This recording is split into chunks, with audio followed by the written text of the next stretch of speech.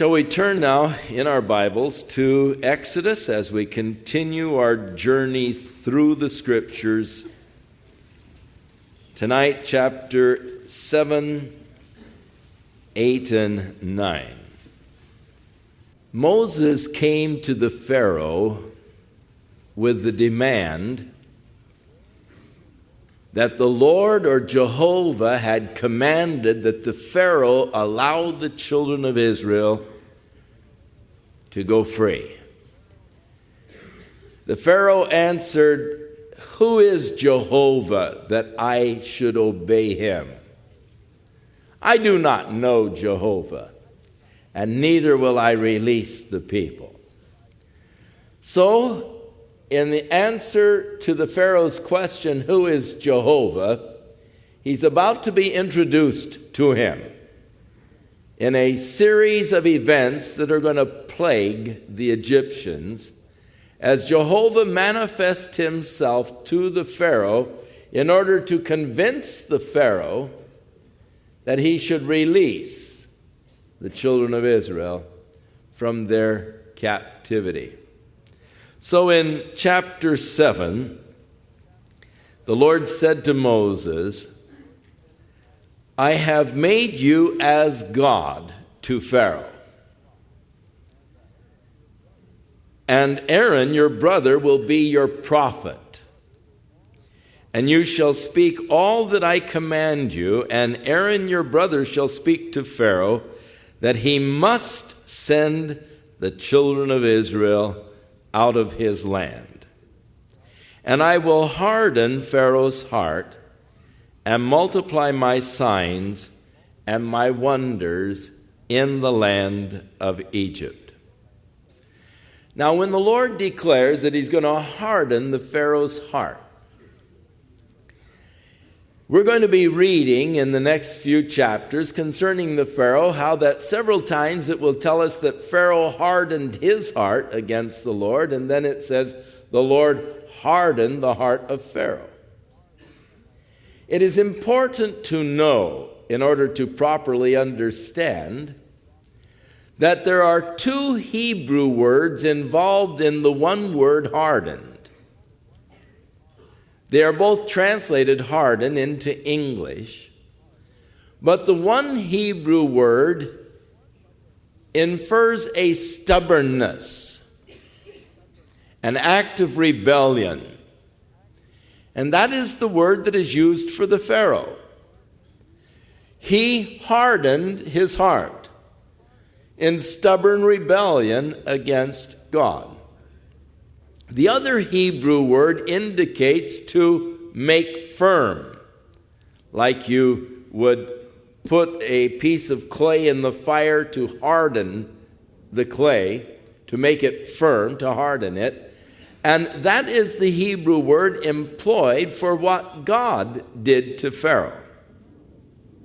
So that the Pharaoh stubbornly rebelled against God, hardened his heart against God, and then God came along and firmed up his position.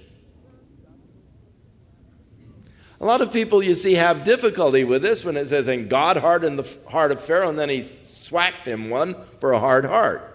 And they say, well, man, if God hardened his heart, then why would God punish him? It doesn't seem fair that God would harden the guy's heart and then beat him for having a hard heart.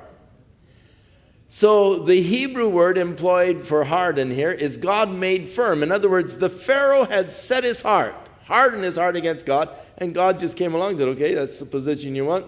And he strengthened him in that position. Now that is an awesome thing that we need to realize, that God often will just strengthen us in that position that we have taken. And if you want to take a position against God, it is really a tragedy when God just says, okay, if that's what you want, I'll just strengthen you in that position that you have taken. And such was the case of Pharaoh. He hardened his heart against God. God came along and stiffened or made hard the position that he had taken or chosen. So Moses is commanded to go forth before the Pharaoh. He would be as God. Aaron would be as his prophet. He's to tell the Pharaoh all that he is to do. But Pharaoh, and God is, in commissioning Moses, is telling him you're not going to have a successful mission at first. Pharaoh will not heed so that I may lay my hand on Egypt and bring my armies and my people, the children of Israel, out of the land of Egypt by great judgment. So you're to go forth, you're to tell him, but he's not going to listen to you. And the purpose of that is that I might bring my judgments upon the land. And the Egyptians shall know that I am Jehovah when I stretch out my hand on Egypt and bring out the children of Israel from among them. Who is Jehovah that I should listen or obey him? The Egyptians will come to know who Jehovah is when he is finished with them. Then Moses and Aaron did so, just as the Lord commanded them, so they did. And Moses was 80 years old, and Aaron was 83 when they spoke to Pharaoh. So Aaron, the older brother of Moses, some 3 years older. And these men went into Pharaoh. Then the Lord spoke to Moses and Aaron, saying, when Pharaoh speaks to you, saying, show a miracle for yourselves, then you shall say to Aaron, take your rod and cast it before Pharaoh, and let it become a serpent. So Moses and Aaron went into Pharaoh, and they did so, just as the Lord commanded. And Pharaoh cast down his rod, and Aaron cast down his rod before Pharaoh and before his servants, and it became a serpent. But Pharaoh also called the wise men and the sorcerers. So the magicians of Egypt, they also did in like manner with their enchantments. For every man threw down his rod, and they became serpents, but Aaron's rod swallowed up their rods. And Pharaoh's heart grew hard. He did not heed them as the Lord had said. There has been, and up to the present day, there still exists a sect in Egypt of snake charmers. And this group of people who were involved in the snake charming declare that even to the present day they are able to make snakes rods. And that is because through their snake charming, they can cause a snake to become very stiff, like a stick. And it appears as though it is just dead. It doesn't move, but it becomes just as stiff as a stick. And so they say that they are able to make the serpents sticks or rods by their enchantments or by their snake charming. In the earlier years of this cult, back at the time of Moses, they were able to go one step further. They were able to make their rods serpents, which is really a greater trick than making a serpent stiff like a stick. And so I believe that with the magicians, the sorcerers, there were demon powers, the magic arts, the occult, from which all of your magic arts today find their origin. If you get involved at all in the study of magic, your study will eventually lead you to the magical arts of the Egyptians. And there you get into the deepest area of the study of the magical arts when you get into the magical arts of the ancient Egyptians, and there are several different books on this subject, which I highly advise you not even read.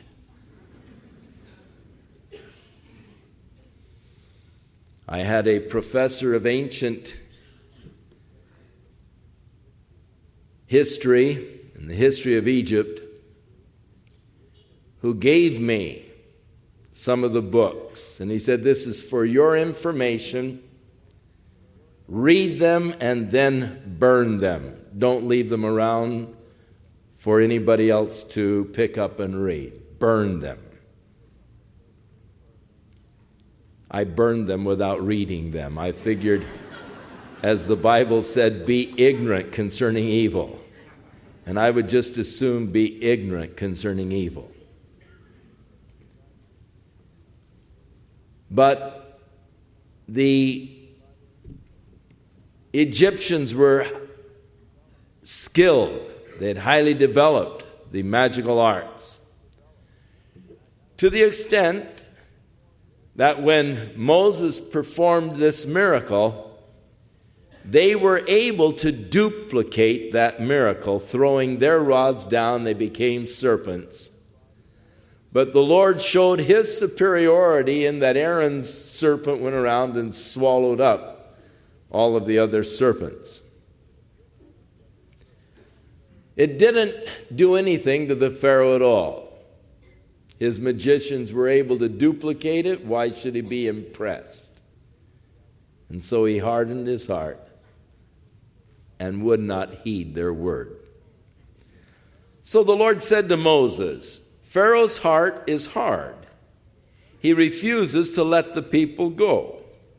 So go to Pharaoh in the morning when he goes to the water, and you shall stand by the river's bank to meet him, and the rod which was turned to a serpent you shall take in your hand. And you shall say to him, the Lord God of the Hebrews has sent me to you, saying, let my people go, that he may serve me in the wilderness. But indeed, until now, you would not hear. Thus says the Lord, by this you shall know that I am Jehovah. Who is Jehovah, that I should obey him? By this you will know that I am Jehovah. Behold, I will strike the waters which are in the river with the rod that is in my hand, and they shall be turned to blood. And the fish that are in the river shall die, the river shall stink, and the Egyptians will loathe to drink the water of the river. Then the Lord spoke to Moses, say to Aaron, take your rod and stretch out your hand over the waters of Egypt, over their streams, over their rivers, over their ponds, and over all the pools of water, that they may become blood. And there shall be blood throughout all the land of Egypt, both in the vessels of wood and the vessels of stone. And Moses and Aaron did so, just as the Lord commanded. So he lifted up the rod and struck the waters that were in the river in the sight of the Pharaoh and in the sight of his servants. And all of the waters that were in the river were turned to blood.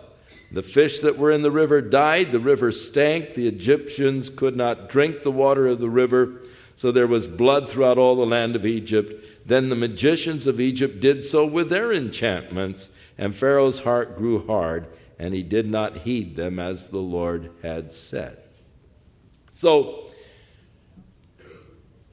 Moses is now commanded to go down in the morning as the Pharaoh went down to the river. He was going down to the river, no doubt, to worship the God of the river. The Nile River was one of the chief gods of the Egyptians. And so this next plague was directed against the god of the Egyptians, the chief god.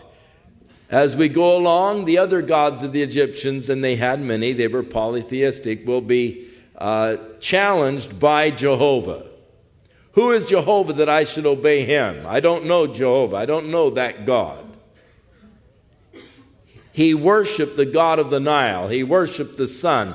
He worshiped the moon. He worshiped frogs and the apes and the crocodiles and many different gods, but Jehovah he would not worship. And so as he went down to the river to worship early in the morning, to begin the day in the worship of their God, Moses and Aaron met them and challenged them. In order that you might come to know Jehovah, I'm going to turn the river into blood. And he stretched out his rod over the river, and it became a bloody red. Not that it chemically changed to actual blood, but it became a bloody red and probably depleted the oxygen in the water, and as a result, the fish died, and there was a tremendous smell. But it not only affected the Nile River, but the tributaries, the streams that fed into the Nile. It also affected the pools of water, the reservoirs, the ponds, and even the water that they had gathered for their houses. That is, the water that was in the wooden vessels and the stone vessels that were gathered for their houses. So the Egyptians were forced to dig wells around the river in order to get potable water. Now, there are several suggested natural phenomena that may have been the cause of the water turning, as it were, to blood. In the book Worlds in Collision by Emanuel Velikovsky, in the second chapter of that book, he describes many of the plagues in Egypt, seeks to show that there were corresponding events taking place in other parts of the world at that same time that duplicated the plagues of Egypt. That is, the water turning to blood, the hail, which he said was not ice hail, but stones.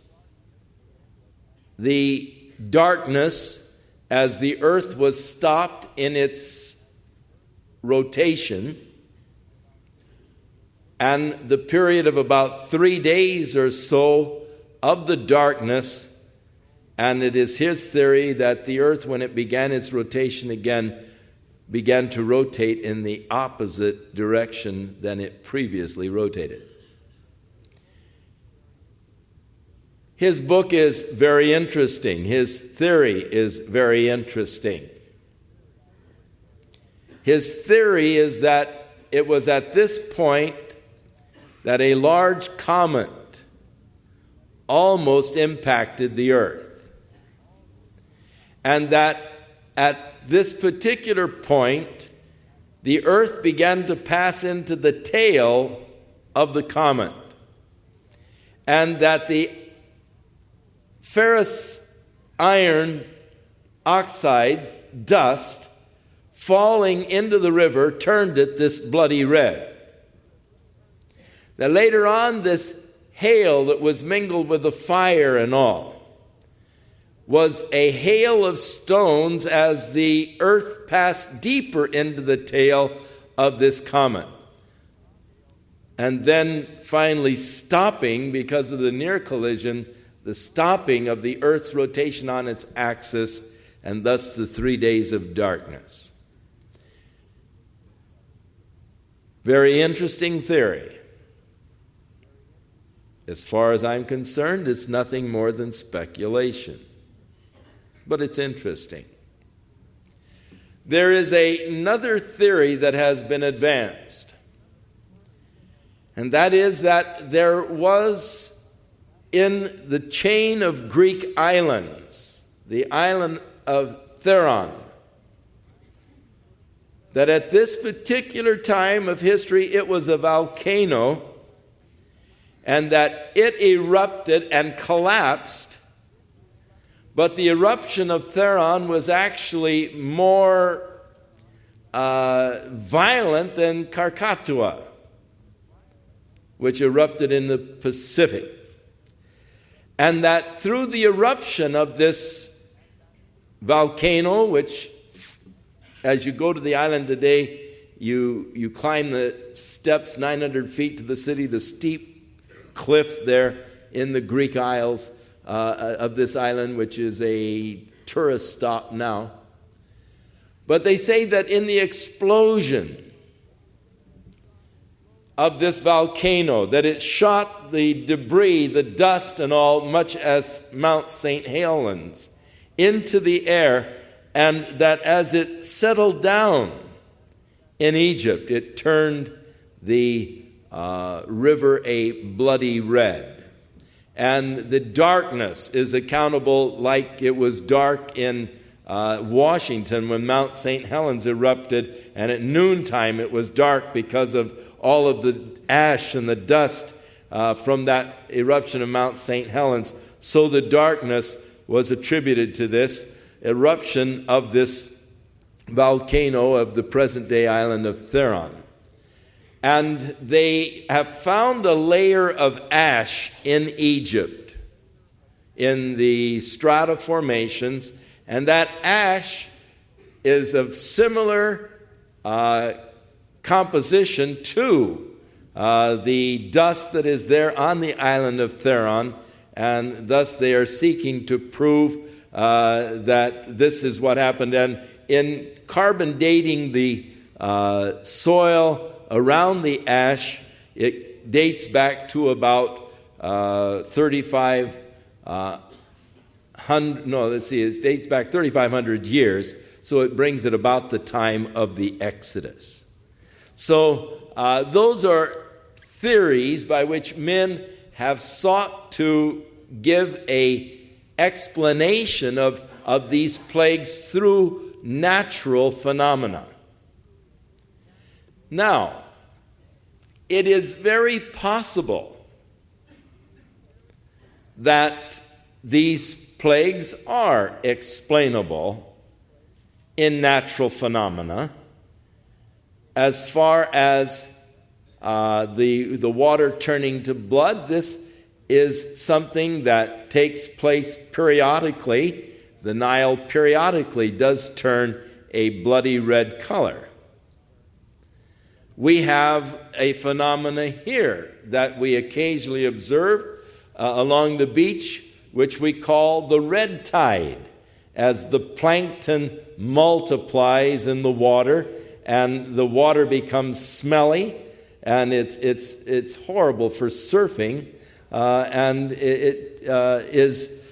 But whenever the red tide runs, I always go down to the beach at night and watch it. I sit there and watch it. I love it, because this plankton, which is formed the red tide, has enough phosphorus in it that when the waves break at night during a red tide, they light up like a neon tube.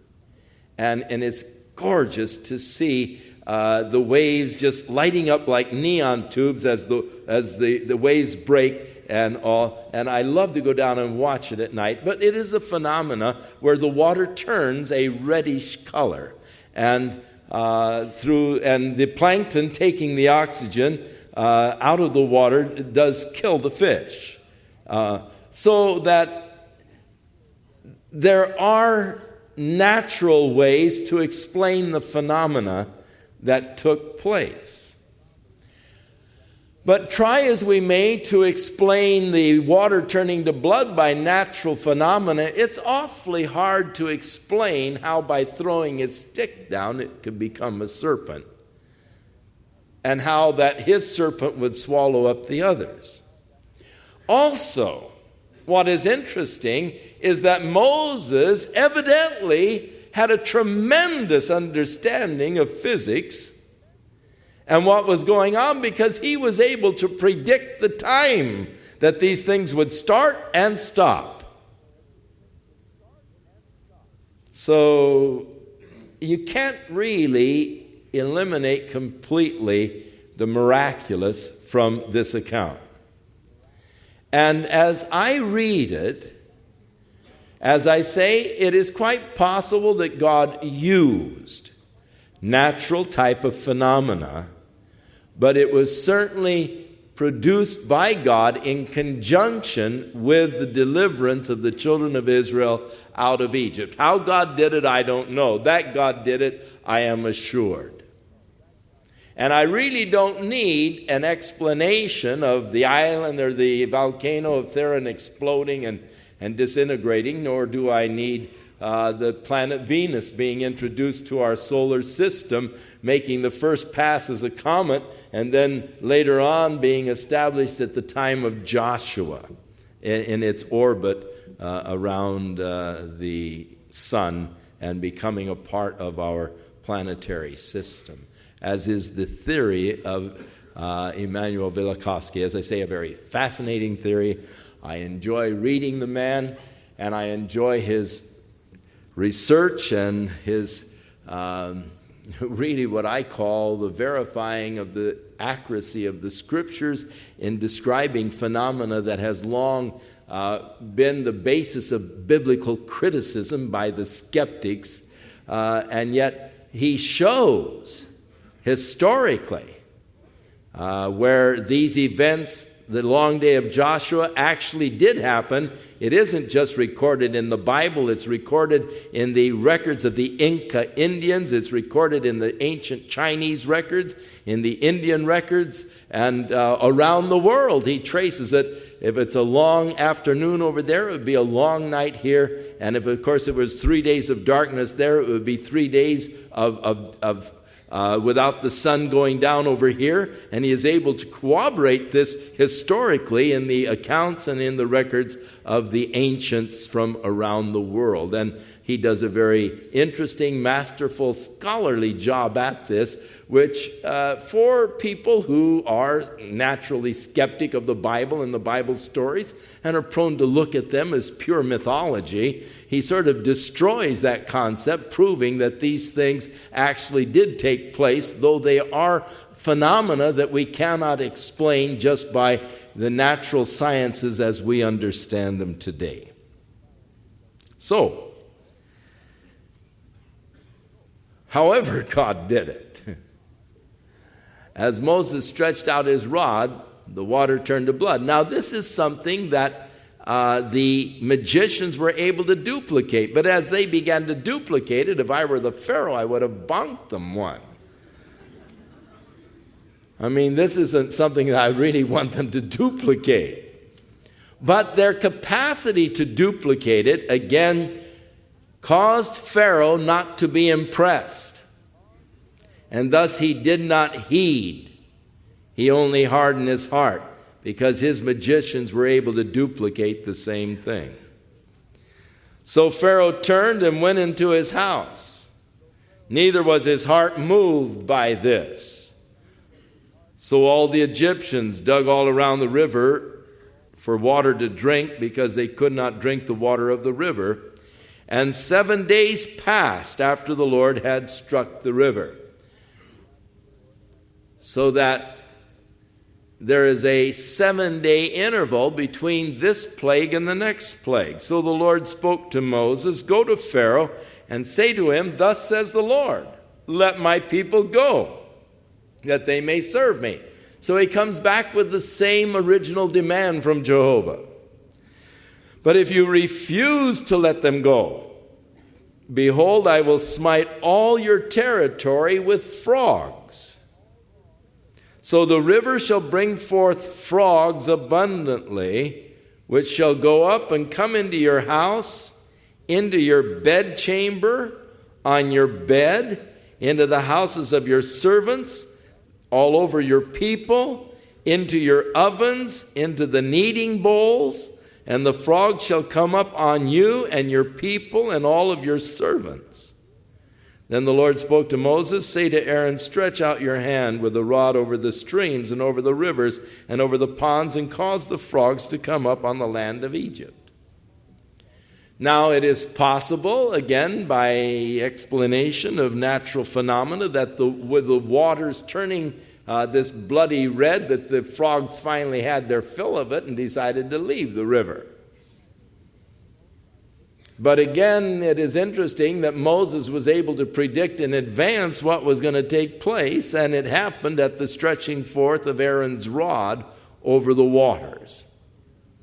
Try as you may, you cannot remove the miraculous from the story. And so Aaron stretched out his hand. The frogs came up. They covered the land of Egypt. And the magicians did so with their enchantments, and they brought up frogs on the land of Egypt. And again, enough is enough. Why would you want your magicians to duplicate that feat? But though the magicians could bring the frogs up, they couldn't put them back. They couldn't get rid of them. So the Pharaoh called to Moses, and he said, "Pray to the Lord," or to Jehovah. Who is Jehovah that I should obey him? Now he's saying, pray to Jehovah for me, that he may take away the frogs from me and from my people, and I will let the people go that they might sacrifice to the Lord. And so here is the first sign of the relenting of the Pharaoh from his hardened position. Ask God to get rid of these frogs. If they'll get rid of these frogs, I'll let the people go. And so Moses said to Pharaoh, "Accept the honor of saying, when I shall intercede for you, for your servants and for your people, to destroy the frogs from you and your houses, that they may remain in the river only." So he said, Moses said, "Tomorrow," and he said, "Let it be according to your word, that you may know that there is no one like Jehovah our God." Again, it all goes back to when Moses first came in and said, Jehovah demands that you let the people go. Who is Jehovah that I should obey him? I don't know Jehovah.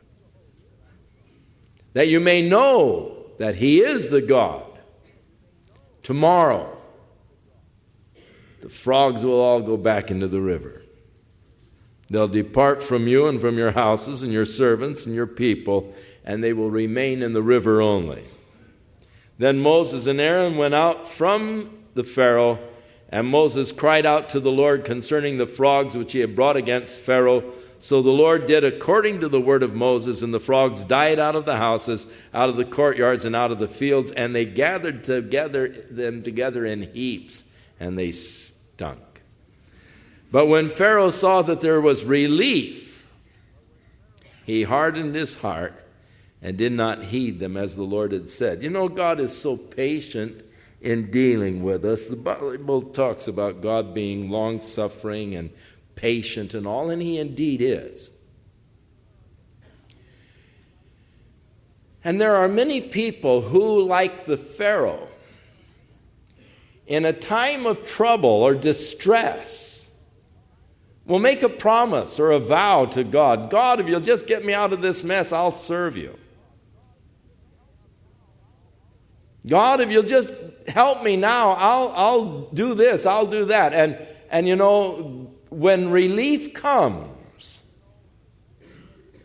they forget their vows.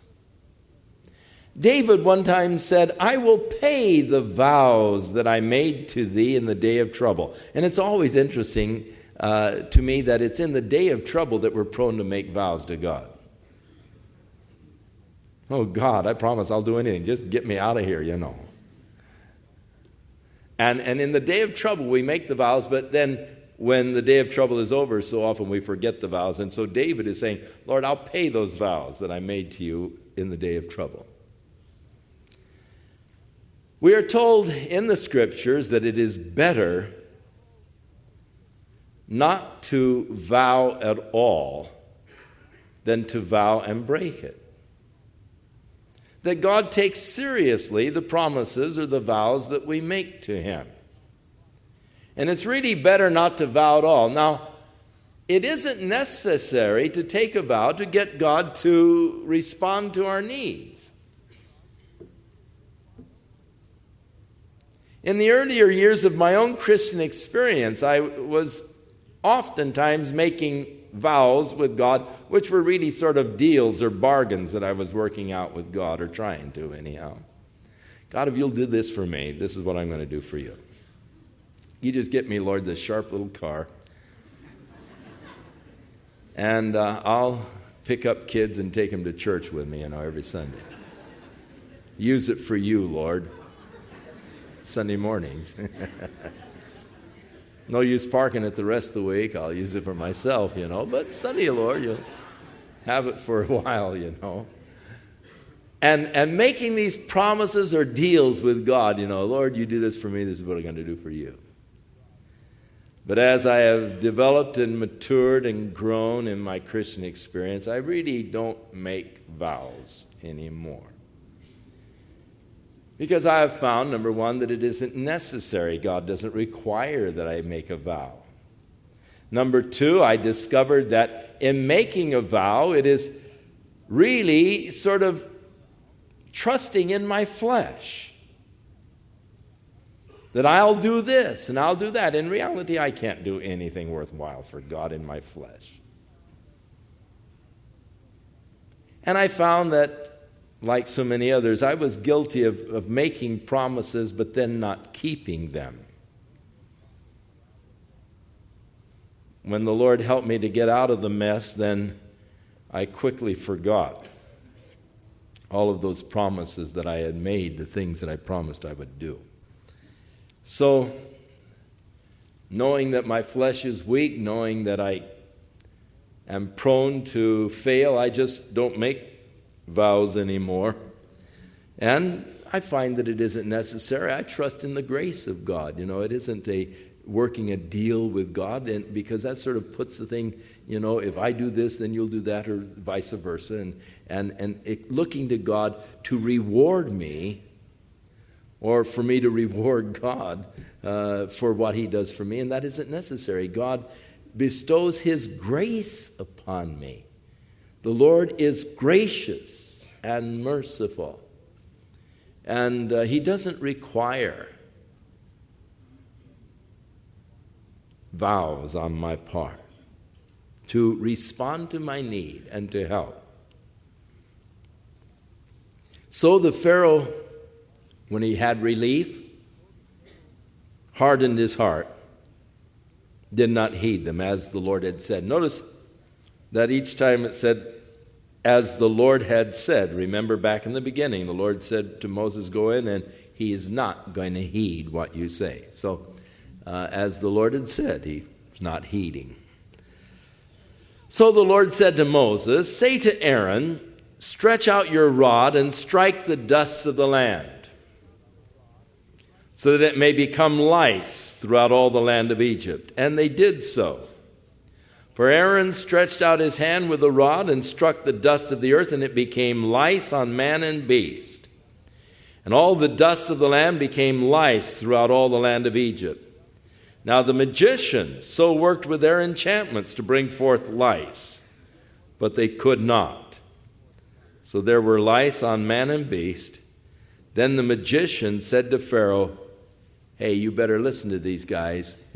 They've gone beyond us now. This is the finger of God. This is the work of God. But Pharaoh's heart grew hard. He did not heed them, just as the Lord had said.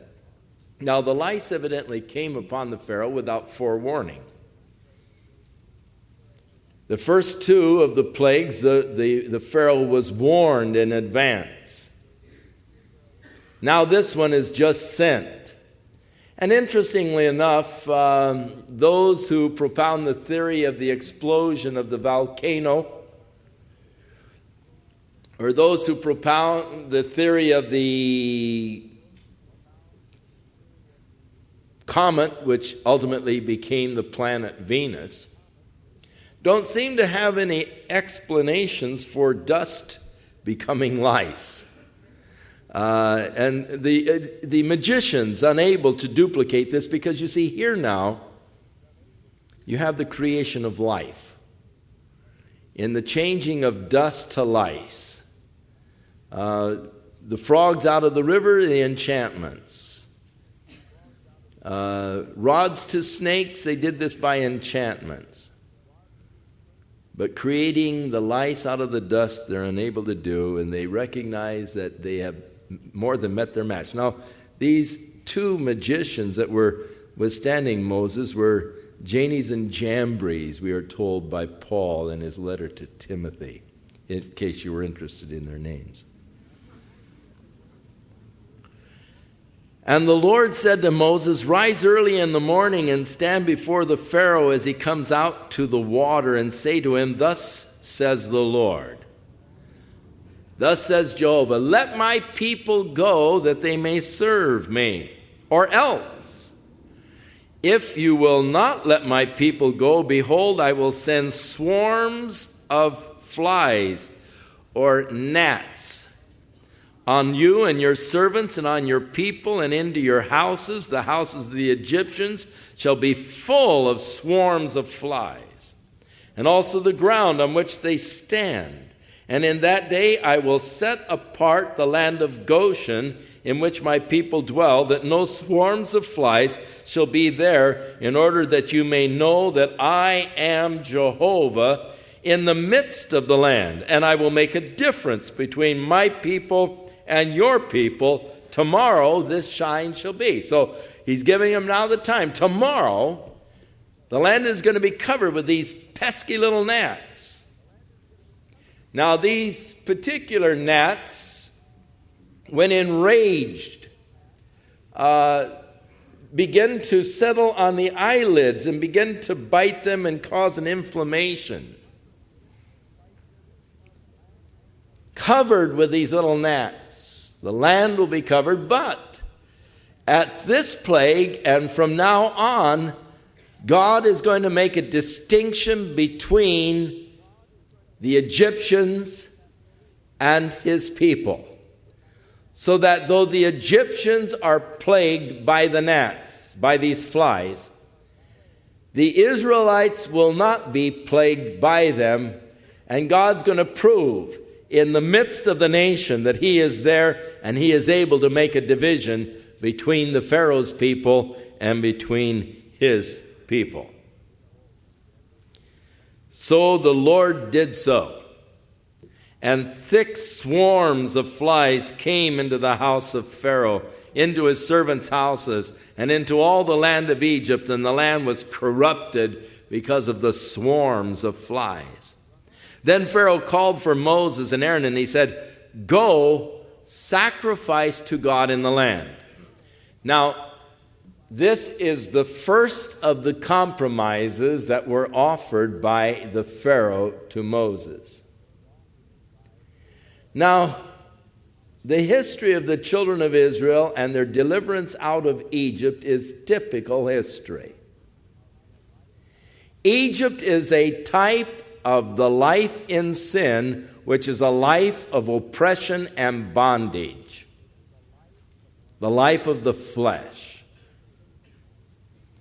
Pharaoh is a type of Satan who seeks to hold those in the life of bondage.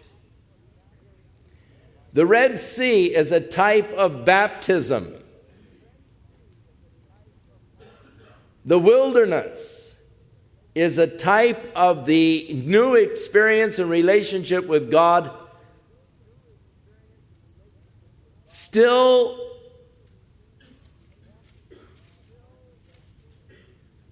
walking after the flesh, but a renewed spirit.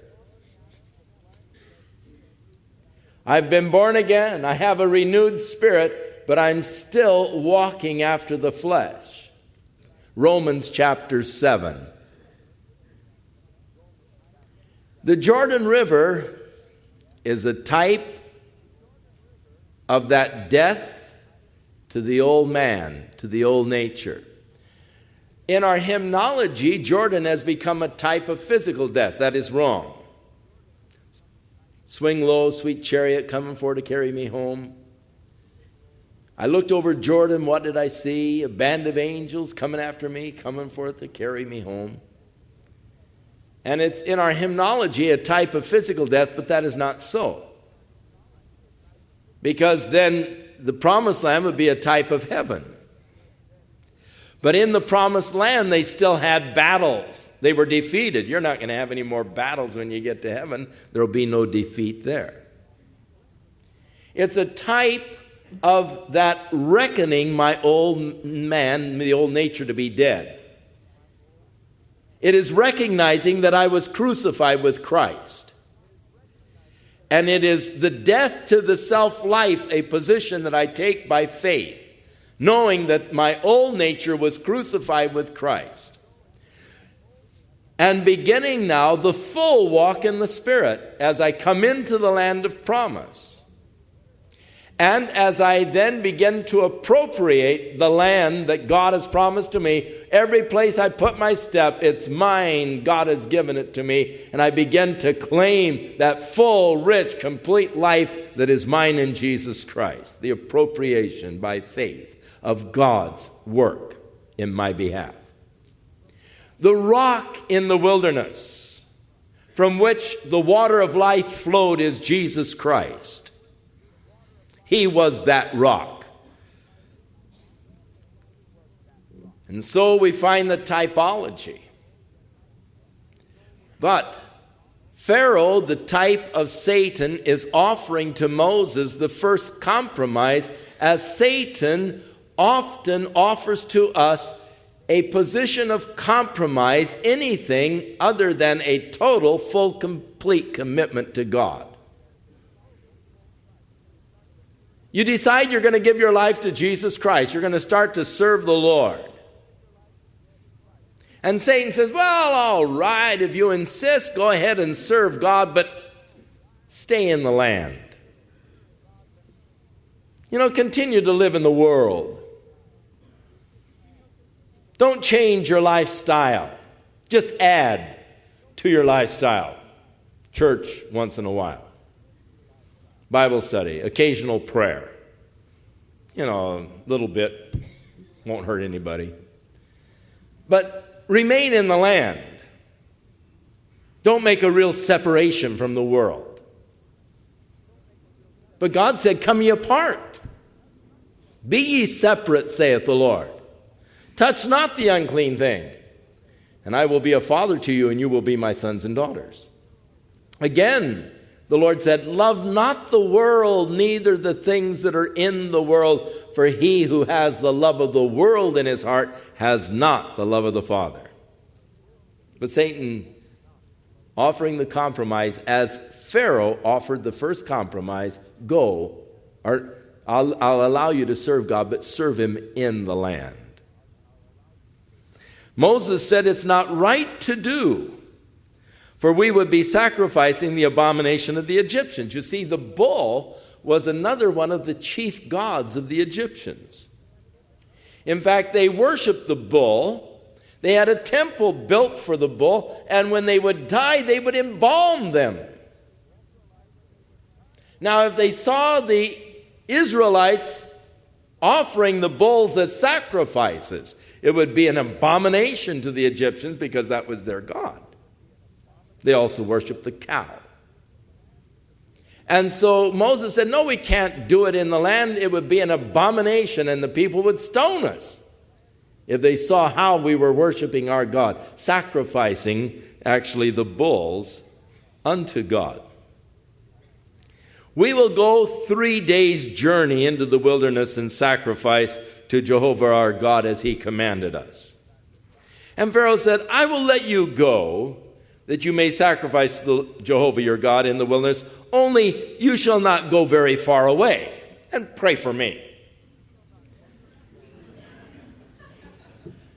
The second compromise, okay, you can go, but don't go very far. And so when Satan sees that you're determined to serve the Lord, he offers often the second compromise. Okay, you want to go ahead, go, but don't go overboard. Don't go very far. Don't become a fanatic. Don't get carried away with this stuff, So many people become so fanatical with religion. You don't want to do that.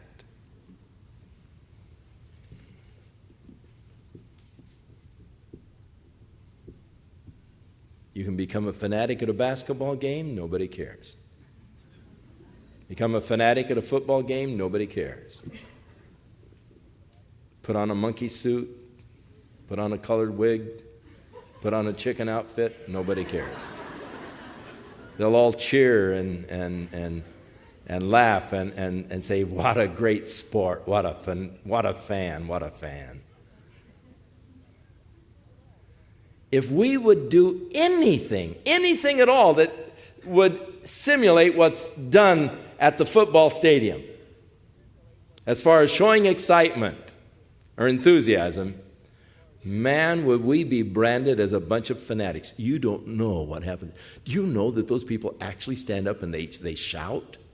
And they hug one another and they get all excited and beat each other over the head with the songbooks,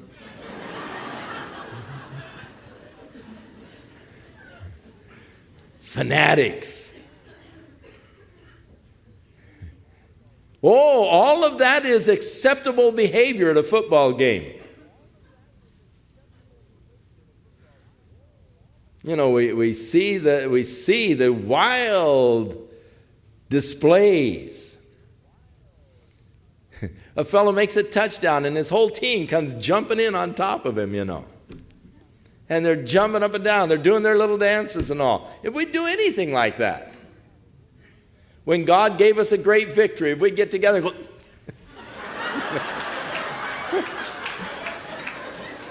they're a bunch of nuts. They're fanatics, you know. You're not supposed to get excited about God, about the victories that God brings into our life, though they are eternal victories. Go, but don't go very far. Don't get too deeply involved. Don't become a fanatic. Then Moses said, "Indeed, I'm going out from you, and I will entreat the Lord that the swarms of flies may depart tomorrow from Pharaoh, and from his servants, and from his people. But let Pharaoh not deal deceitfully anymore in not letting the people go to sacrifice to Jehovah." So Moses went out from Pharaoh, and he entreated the Lord. And the Lord did according to the word of Moses. He removed the swarms of flies from Pharaoh and from his servants and from the people, and not one remained. Better off than they were before it ever happened. But Pharaoh hardened his heart. Notice, Pharaoh hardened his heart at this time also, and neither would he let the people go. Then the Lord said to Moses, "Go into Pharaoh and tell him, 'Thus says Jehovah, God of the Hebrews, let my people go that they may serve me. For if you refuse to let them go and still hold them, behold, the hand of the Lord will be on your cattle in the field, on your horses and on the donkeys and on the camels, on the oxen and on the sheep. There will be a very severe pestilence. And the Lord will make a difference between the livestock of Israel and the livestock of Egypt, so nothing shall die of all that belongs to the children of Israel.' Then the Lord appointed a set time, saying, 'Tomorrow the Lord will do this thing in the land.'"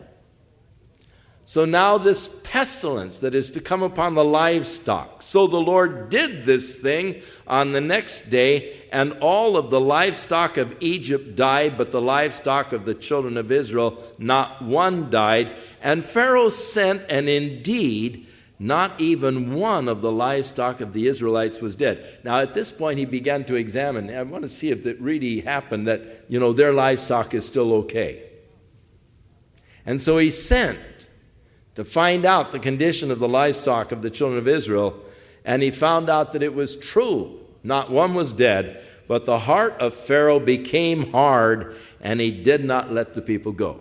So the Lord said to Moses and Aaron, "Take for yourselves handfuls of ashes from the furnace, and let Moses scatter it toward the heavens in the sight of Pharaoh.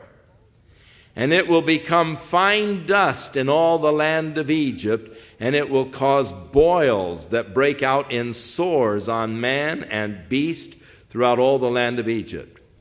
And then they took the ashes from the furnace and stood before the Pharaoh, and Moses scattered them toward heaven, and they caused boils to break out in sores on man and beast, and the magicians could not stand before Moses because of the boils. Even they were afflicted now with the boils. They couldn't help themselves.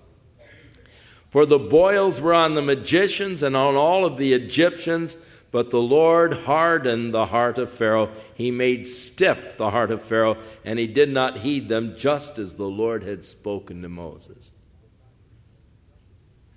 So the Lord said to Moses, "Rise early in the morning and stand before the Pharaoh and say to him." Now notice again, this last plague just was, there was really not much of a warning. Moses just threw the dust in the air in the sight of the Pharaoh, but he had no warning of that one. Now again, God warns him. "Stand before Pharaoh and say to him, 'Thus says the Lord God of the Hebrews, let my people go that they may serve me. For at this time I will send all my plagues to your very heart and on your servants and on your people, that ye may know that there is none like me in all the earth. Who is Jehovah that I should obey him? Well, you're finding out, Pharaoh. There's none like him in all the earth. Now, if I had stretched out my hand and struck you and your people with pestilence, then you would have been cut off from the earth. God had the capacity to totally cut him off. But indeed, for this purpose, I have raised you up, that I may show my power in you, and that my name may be declared in all the earth. Now, Paul uses this in the 9th chapter of the book of Romans in his study on the sovereignty of God, a characteristic of God with which we often have difficulty. The fact that God is sovereign over his creation. And God said, I will have mercy upon whom I will have mercy. And I will harden those whom I will harden. God is sovereign in his grace. God is sovereign in his mercy. It's not the will of him who runs, but of God. So many times we put so much emphasis upon man and man's responsibilities and all. But in reality, it's of God. He is the one that is sovereign. It is God who works in you both to will and to do of his good pleasure. It is God who placed it upon your heart to receive Jesus Christ. All that the Father has given me, Jesus said, will come to me. It is that work of God within your heart to show mercy or to harden, and he can do that to whomever he will. And I have no right to say to God, well, that isn't fair. Who am I to tell God he's not fair? And so God said to the Pharaoh, for this cause I've raised you up, that I might show my power. For this cause God hardened the heart of the Pharaoh. That is, as we pointed out earlier, he confirmed the position that the Pharaoh had taken. The Pharaoh hardened his heart, God made it stiff. God came along and confirmed it, or made firm the position. And so for this purpose, God had raised up the Pharaoh that he might show his power in the earth, and that his name might be declared in all the earth. As yet you exalt yourself against my people, in that you will not let them go. Behold, tomorrow about this time I will cause a very heavy hail to rain down, such as has not been in Egypt since its founding until now. Now, Emanuel Velikovsky, in his book Worlds in Collision, referred to earlier, points out that this word translated hail is not the usual Hebrew word for hail, that it is a different word, and that actually this was a hail of stones as the earth moved deeper into the tail of the comet. And there was this stones, actual stones that rained down upon the Egyptians.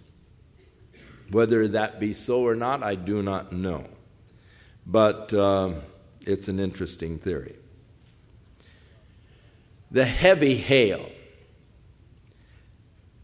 Now, it is interesting that in the book of Revelation, as it describes the judgment of God upon the earth in the last days, in that period of great tribulation, there is going to be a hailstorm that will strike the earth, and each one of the hailstones will weigh about 90 pounds.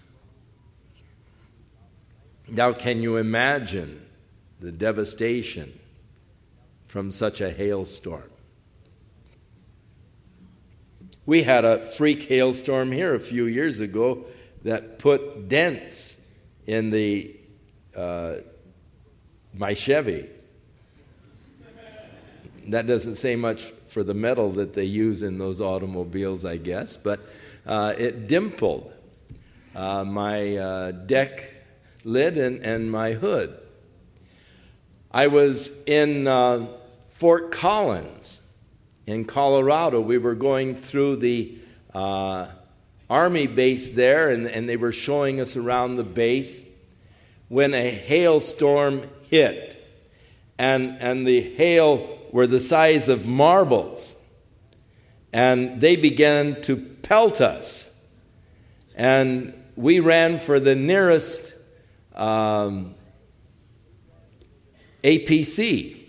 And we took cover in with all of the soldiers that had also taken cover in there, and waited out that hailstorm. And in just a few minutes, about 6 inches of these big hailstones were on the ground all around us. It was quite an experience. And I mean, they hurt when they hit.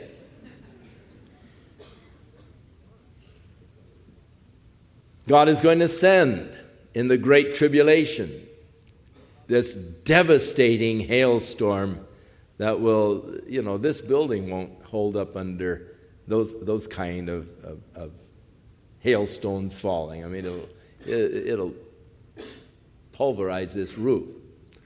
Fortunately, I won't be here. But God promises now, I'm going to send a hailstorm on Egypt, such as has never been from the beginning till now. Now, God is giving mercy to the Egyptians who will believe. Therefore, send now and gather your livestock and all that you have in the field, for the hail shall come down on every man and every beast which is found in the field and is not brought home, and they shall die. And so the warning to get your animals and all the people out of the fields tomorrow. Keep them in the barns, because if they're out in the fields, they'll die. And so he who feared the word of Jehovah among the servants of Pharaoh made his servants and livestock to flee to the houses. But he who did not regard the word of Jehovah left his servants and his livestock in the field.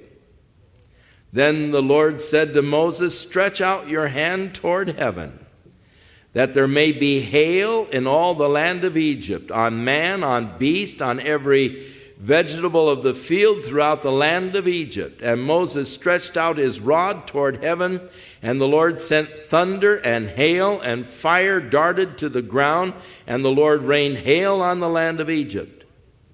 So there was hail and fire mingled with the hail, so very heavy that there was none like it in all the land of Egypt since it became a nation. And the hail struck throughout the whole land of Egypt, and all that was in the field, both man and beast. And the hail struck every herb of the field and broke every tree of the field. Only in the land of Goshen, where the children of Israel were, there was no hail. And Pharaoh sent and called for Moses and Aaron and said, I have sinned this time. And so now the confession of sin.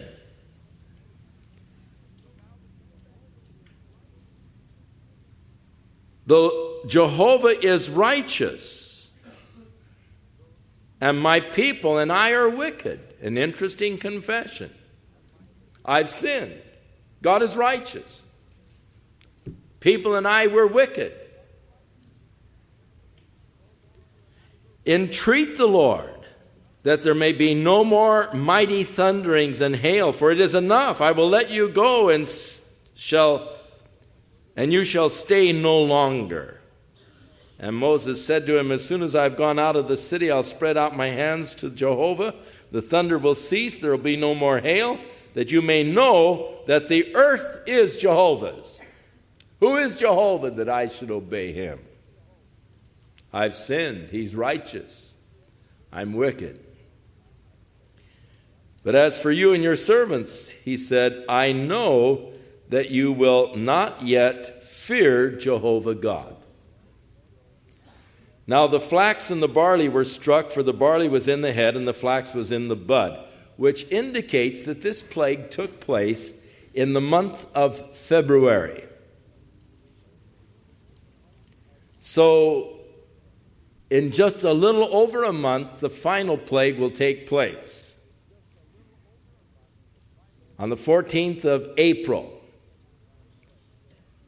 the Passover, the final plague. So, at this time, because the barley and the flax were in the process of ripening, we know that it was the month of February.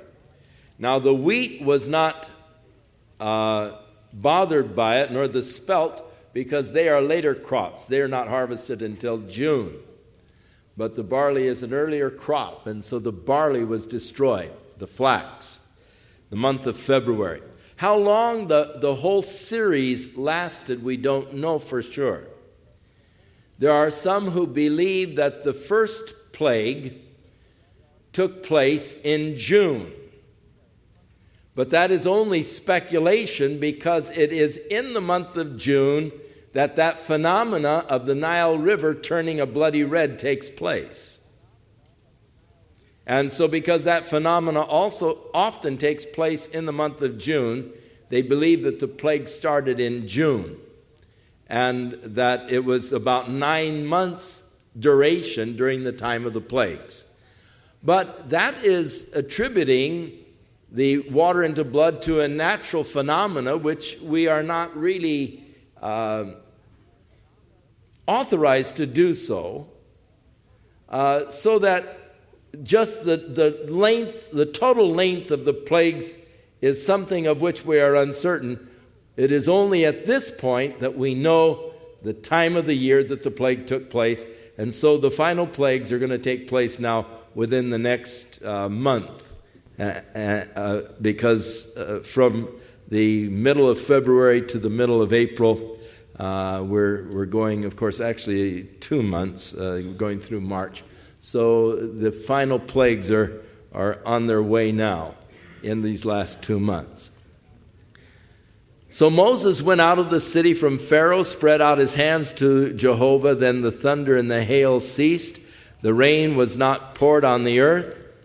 And when Pharaoh saw that the rain and the hail and the thunder had ceased, he sinned yet more. I have sinned, I'm wicked, he said. But he sinned yet more, and he hardened his heart, he and his servants. So the heart of Pharaoh was hard, neither would he let the children of Israel go, as Jehovah had spoken by Moses. So next week we will wipe him out completely, as we see God working in setting them free. I guess it'll be the week following. As we get into chapter 10, we'll find the Pharaoh offering 2 more compromises. Go, but don't take your children.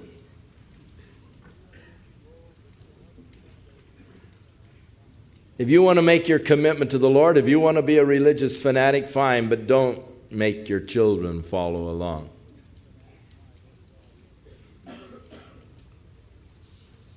Don't involve your children in your experience or relationship.